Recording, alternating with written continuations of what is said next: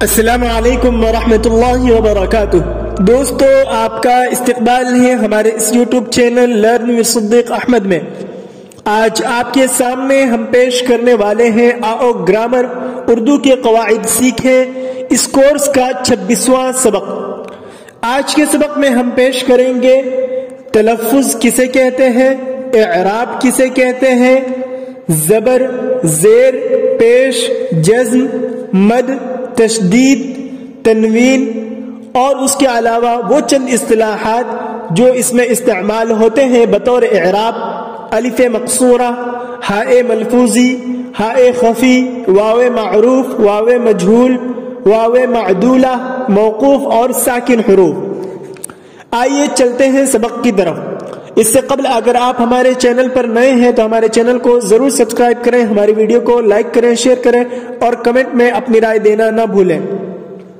तलफ़्फ़ुज़: उर्दू बोलने, पढ़ने और लिखने में तलफ़्फ़ुज़ यानी बोलचाल को खास अहमियत हासिल है।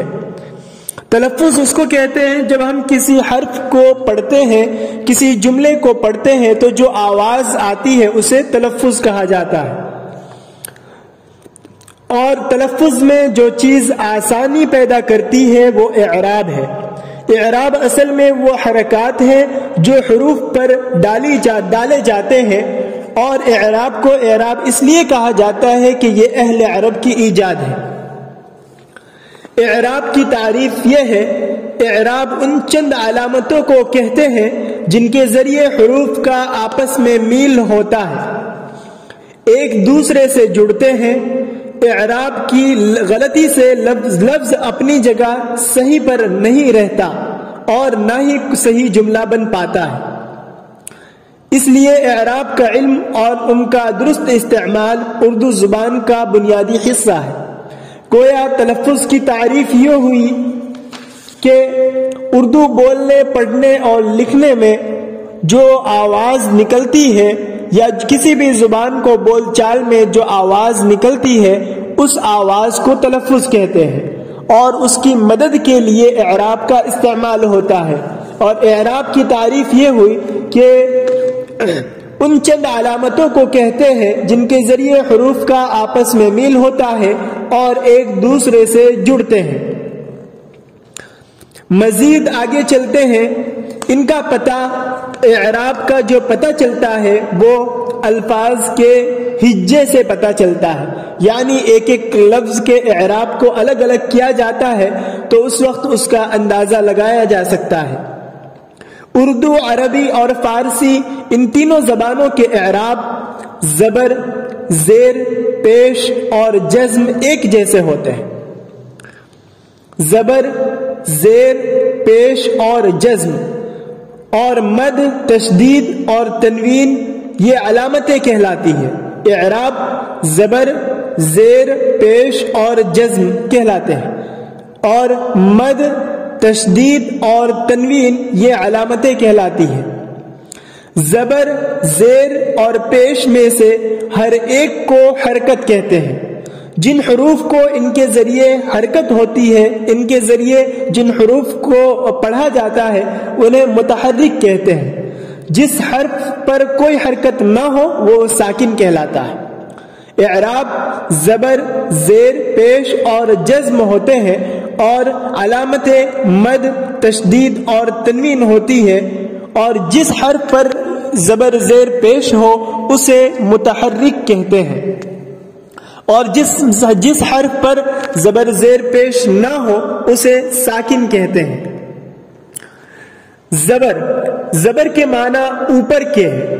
ये एक तिरछी लकीर है जो लफ्ज में हर्फ के ऊपर होता है, इसलिए इसको ज़बर कहते हैं। अरबी में ज़बर को फतह कहते हैं और जिस हर्फ पर ज़बर होता है उसको मफ्तूह कहते हैं।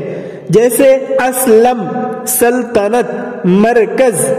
असलम में अलिफ लाम, सल्तनत में सीन ता नून, मरकज में मीम काफ।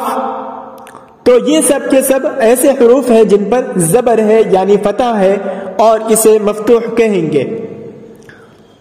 ज़बर के माना ऊपर के हैं। ये एक तिरछी लकीर होती है जो लफ्ज में हुरूफ के ऊपर लगाई जाती है اس لیے اس کو زبر کہتے ہیں۔ عربی میں زبر کو فتح کہتے ہیں، اور جس حرف پر زبر ہوتا ہے اس کو مفتوح کہتے ہیں، جیسے اسلم، سلطنت، مرکز۔ اسلم میں حمزہ پر اور اسی طریقے سے لام پر زبر ہے، سلطنت سین، تا، نون ان تینوں پر زبر ہے، مرکز میں میم اور کاف پر زبر ہے۔ زیر کے معنی ہے نیچے، چونکہ یہ ترچھی لکیر کسی بھی لفظ میں حروف کے نیچے لگتی ہے اس لیے اس کو زیر کہتے ہیں۔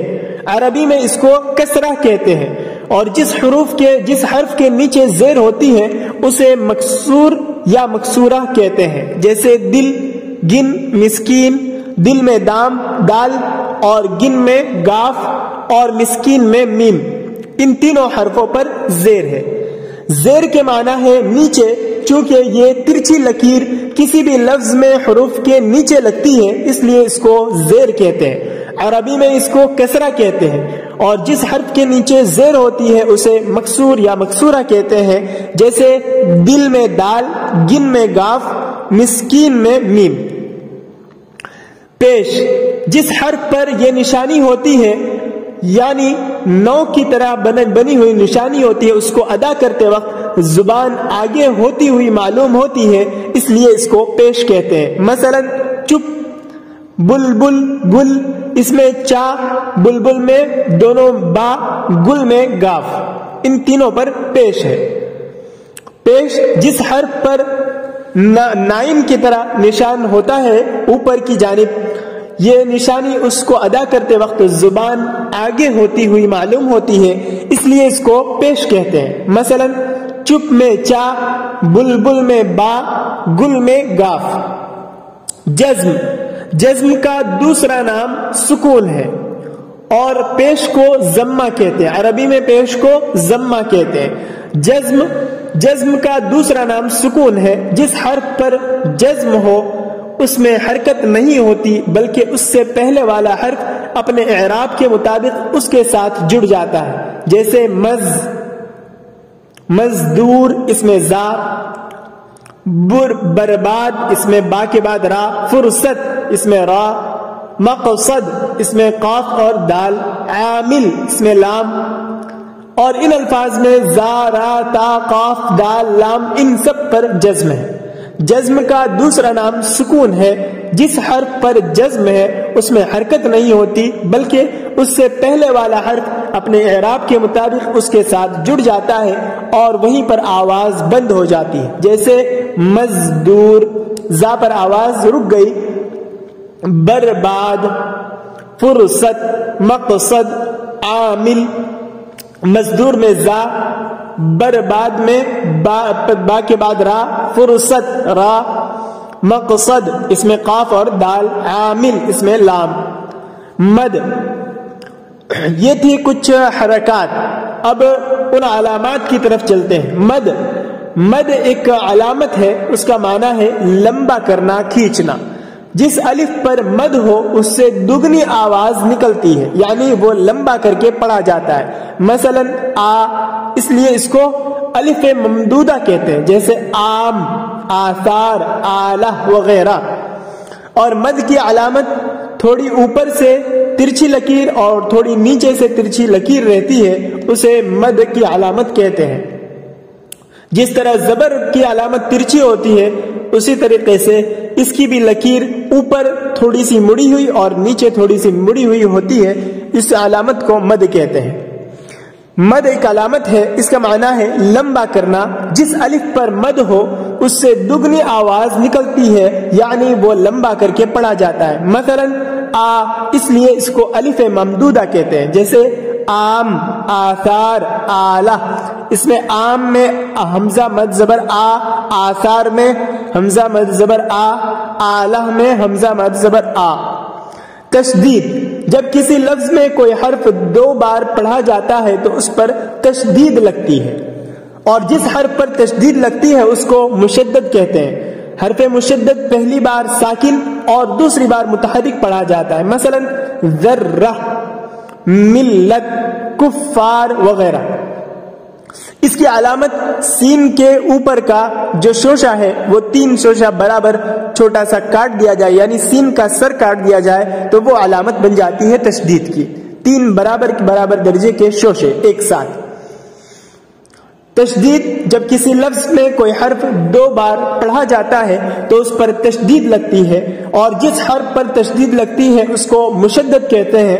حرف مشدد پہلی بار ساکن اور دوسری بار متحرک پڑھا جاتا ہے، جیسے ذر پہلی مرتبہ ساکن اور رہ اور دوسری مرتبہ متحرک پڑھا گیا۔ ملت، مل ساکن پھر لت، کفار، کفار، اس طریقے سے پہلی مرتبہ ساکن اور دوسری مرتبہ متحرک پڑھا گیا۔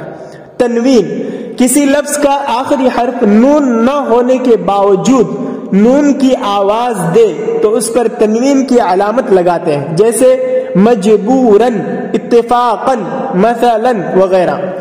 ان تمام میں علامت لگاتے وقت ایک الف بڑھا دیتے ہیں اور اس پر یہ علامت لگا دی جاتی ہے۔ کسی لفظ کا آخری حرف نون نہ ہونے کے باوجود نون کی آواز دے تو اس پر تنوین کی علامت لگاتے ہیں، جیسے مجبوراً، اتفاقاً، مثلاً وغیرہ۔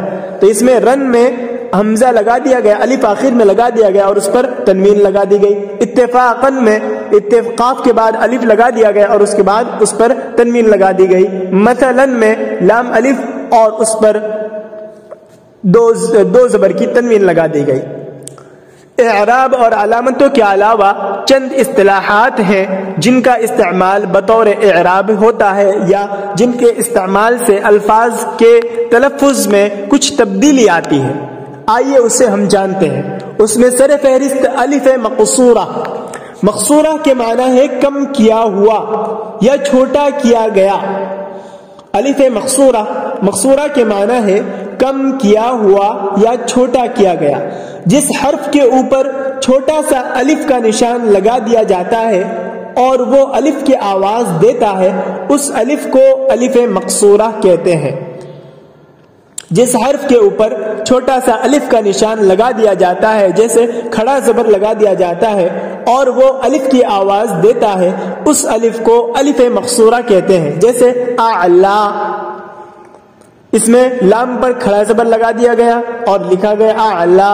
فتوا، اس میں واو پر کھڑا زبر لگا دیا گیا اور یا بطور علامت لا دی گئی۔ مصطفیٰ، اس میں اخیر میں یا لا دی گئی اور اس پر کھڑا زبر لگا دیا گیا۔ تو اس کو مثالوں سے سمجھا جا سکتا ہے۔ ہائے ملفوظی، ہائے ملفوظی اس ہا کو کہتے ہیں جو صاف طور پر پڑھی جائے۔ ہائے ملفوظی اس ہا کو کہتے ہیں جو صاف طور پر پڑھی جائے۔ مثلا واہ، شاہ، مادہ، واہ، شاہ، مادہ، اس میں جو اخیر میں ہا ہے وہ صاف صاف پڑھی جا رہی ہے تو اسے ہائے ملفوظی کہیں گے۔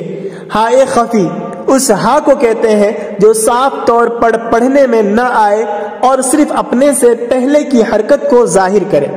ہائے خفی اس ہا کو کہتے ہیں جو صاف طور پر پڑھنے میں نہ آئے اور صرف اپنے سے پہلے کی حرکت کو ظاہر کرے، جیسے نالہ، نامہ، ہنگامہ وغیرہ۔ ان کی ہا جو ہے اس کی آواز ہلکی سی آتی، ہلکا سا پڑھنے میں آتا ہے اور اس کے پہلے والے حرف کا زیادہ پتہ چلتا ہے، تو اسے ہائے خفی کہتے ہیں۔ واو معروف، واو معروف اس واو کو کہتے ہیں جو پیش کے ساتھ پڑھا جائے، جیسے نور، حور، منظور وغیرہ۔ واو معروف اس واو کو کہتے ہیں جو پیش کے ساتھ پڑھا جائے، جیسے نور، حور، منظور وغیرہ۔ واو مجہول وہ واو ہے جس کے پہلے پیش نہ ہو، وہ صرف واو کی آواز کے ساتھ پڑھا جائے، جیسے شور، زور، مور وغیرہ کی واو۔ واو مجہول وہ واو ہے جس کے پہلے پیش نہ ہو، وہ صرف واو کی آواز کے ساتھ پڑھا جائے، جیسے شور، زور، مور وغیرہ کی واو۔ واو معدولہ، واو معدولہ اس واو کو کہتے ہیں جو لکھنے میں آئے مگر پڑھی نہ جائے، جیسے خواب، درخواست، خواہش وغیرہ کی واو۔ واو معدولہ اس واو کو کہتے ہیں جو لکھنے میں تو آئے مگر پڑھی نہ جائے، جیسے خواب، درخواست، خواہش وغیرہ۔ موقوف اور ساکن حروف، اگر کسی لفظ میں ایک ساکن حروف کے بعد دوسرا غیر متحرک حرف آ جائے تو اس حالت کا نام وقف اور غیر متحرک حرف کو موقوف کہتے ہیں. جیسے گیند، اس میں نون ساکن اور دال موقوف ہے.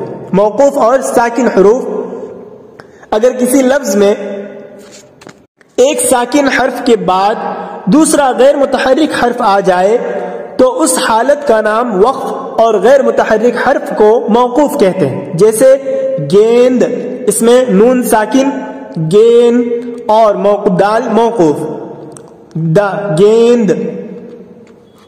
تو یہ تھی کچھ اصطلاحات اور اعراب اور حرکات جو آپ کے سامنے رکھے گئے، جن کی روشنی میں آپ اردو زبان پڑھنا لکھنا سیکھ پائیں گے اور اردو زبان کے استعمال سے متعلق آپ باخبر ہو جائیں گے، اور اس کو سامنے رکھتے ہوئے اردو زبان کو حل کرنا، پڑھنا اور سیکھنا آپ کے لیے آسان ہو جائے گا. اردو زبان کے جملے بھی بڑی آسانی سے آپ بنا سکیں گے. امید